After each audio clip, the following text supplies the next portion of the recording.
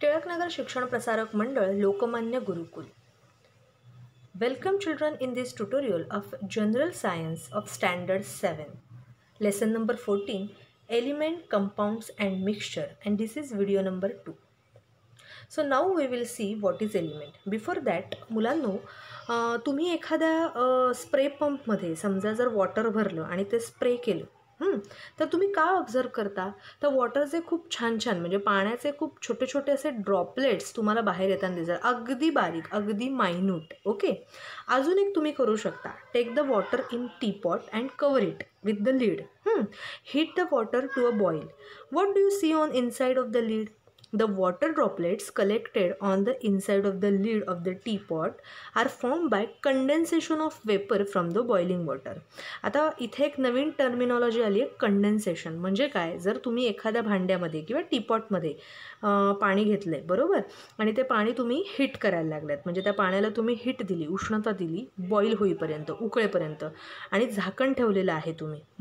मग काय होतं, कंडेन्सेशन म्हणजे त्या पाण्याची वाफ जमा होते आणि त्या वाफेचं पुन्हा एकदा छोटे छोटे पाण्याचे थेंब तयार झालेले दिसतात, ड्रॉपलेट्स दिसतात, आणि हे तुम्ही सगळ्यांनी ऑब्झर्व केलेलं आहे. Water in the form of vapor is composed of extremely tiny particles and therefore we cannot even see them. You will see that the spray is also composed of small particles of the water. अगदी त्याच पद्धतीनं all substances are made up of extremely tiny particles. अतिशय छोट्या छोट्या अशा पार्टिकल्सने सगळे substances बनलेले असतात. The smallest particle of the substances are the molecules. Substances whose molecules are made up of one or more atoms which are exactly alike are called as a element. म्हणजेच काय, we do not get different substances by the decomposition of an element.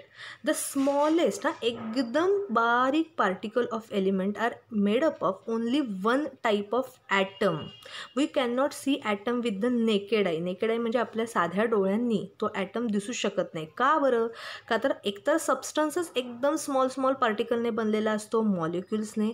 Molecule एकदम छोट्या छोट्या ॲटम्सने बनलेला असतो, मॉलिक्युल्सच दिसत नाही, तर ॲटम कसे दिसणार सांगा बघू.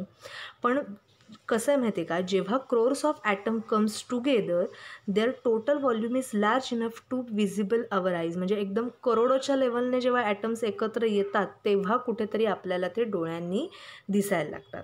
The mass and the volume of atoms of different elements for the different. आत्तापर्यंत 118 एलिमेंट्स डिस्कवर्ड झालेले आहेत. Of this 92 elements occur in the nature while remaining are manmade. म्हणजे माणसाने आर्टिफिशियली बनवलेले आहेत. Hydrogen, oxygen, nitrogen, carbon, iron, mercury, copper, ही सगळी नावं तुम्ही ऐकलेली आहेत यापूर्वीसुद्धा. That are the few important natural elements. आणि more new elements are being discovered through this research work. तर डेमोक्रिटस त्याने काय केलं, हे जे स्मॉल पार्टिकल्स होते ना एलिमेंट्सचे, त्याला नाव दिलं ॲटम. तर त्याने जे ॲटम नाव दिलं होतं की नाही, ते कशावरनं, तर because of the Greek language atomos means indivisible, म्हणजे अतिशय ज्याचं डिव्हिजन होणार नाही असं ते atom. In 1803 John Dalton proposed the theory of stating that the atom can not be created or divided into smaller particles or destroy. He use certain symbols to represent the elements.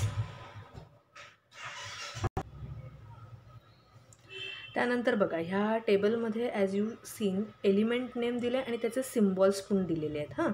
काहीतरी छान अशा त्या English लेटरने आपण दिसतोय. The scientist Berzelius was the first to use the present method of using symbols for the element. The symbol of an element is written in the English script and is short form of its name.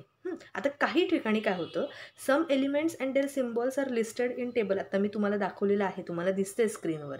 But when the initial letter in the names of 2 or more elements is the same, मग pair of letter is use to write the symbol. मग अगदी उदाहरण घ्यायचं झालं तर बघा, कार्बनचा पण C येतो आणि क्लोरीनचा सुद्धा सी येतो. मग दोघांना वेगवेगळं डिफरन्शिएट कसं करायचं. So he wrote carbon, C for the carbon and CL. Next L is a small for chlorine. Similarly तुम्हाला इथे दिसतंय बघा, हायड्रोजनसाठी कॅपिटल H घेतला आहे, पण हेलियम अगेन H घेतला तर प्रॉब्लेम होणार, म्हणून त्याने हेलियमचं नेक्स्ट लेटर ई जे आहे ते घेतलेलं आहे. तर these are some example. Oxygen ओने दाखवला आहे. इनिशियल लेटर जे आहे त्या लेटरने ते सिम्बॉलिक आपण एलिमेंट दाखवू शकतो, जे की आता कॅल्शियमसाठी पण बघा अगेन सी येतो, म्हणून कॅल्शियमला CA घेतला आहे. ए इज अगेन स्मॉल. म्हणजे जे एलिमेंट्स आयडेंटिकल नेम्सने होत आहेत किंवा इनिशियल त्यांचं आयडेंटिकल होतं आहे त्याचं इमिजिएट नेक्स्ट लेटर घेतलं आणि which is written is in a short form. Okay, this is the symbol of the elements. Now you have must studied the metals and non-metals. बरोबर. Elements are generally classified in this two groups, metals and non metals. आता property जर आपण मेटल्सची बघितली तर काय आहे, malleability आहे, ductility आहे, conductivity of heat and electricity which is the most important and most convenient efficient property of the metal. Metal has a density, metal has a luster, metal has a sonority. हे सगळ्या property मेटल्समध्ये येतात. आणि non metals काय की element does not show this properties of the metals, like malleability दिसत नाही, ductility दिसत नाही, हीट आणि इलेक्ट्रिसिटीचे एकदम बॅड कंडक्टर्स असतात नॉन मेटल्स. त्याच्यानंतर डेन्सिटी नसते, लस्चर नसतं, सोनोरिटी नसते. So elements which does not show the properties like metal are the non metal. But there are some elements, they show some properties of metals also and some properties of non-metals also. They are called metalloids. Okay, do you understand what is the metalloid? Two parts of the element, metal and non-metal, they have different properties, but some elements have some properties of metal and some properties of non-metal, and this is called metalloids. आणि जर आपण example बघितलं तर त्याचे example आहे arsenic, silicon, selenium. These are the examples of metalloid. Okay.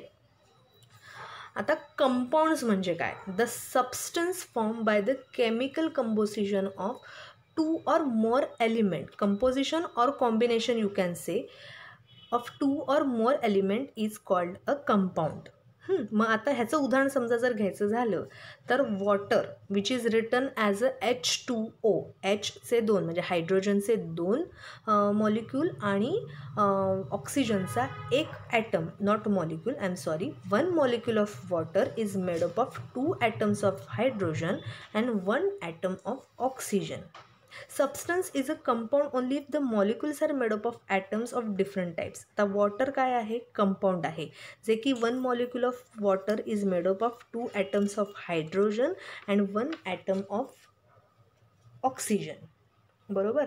आता properties जे असते ना कंपाऊंडची, that is different from those of constituent elements. म्हणजे आपण पुन्हा एकदा उदाहरण घेतलं जर वॉटरचं, तर कुठले 2 एलिमेंट्स आहेत, हायड्रोजन आणि ऑक्सिजन आहे, आणि त्याच्यापासून म्हणजे 2 हायड्रोजनचे ॲटम आणि 1 ऑक्सिजनचा ॲटम मिळून एक कंपाऊंड तयार झालं वॉटर, H2O.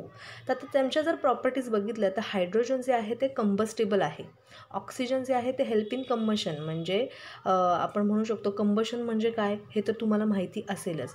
बट वॉटर काय करतं, म्हणजे हे काय करतं, आग फायरसाठी मदत करतं, हायड्रोजन आणि ऑक्सिजन.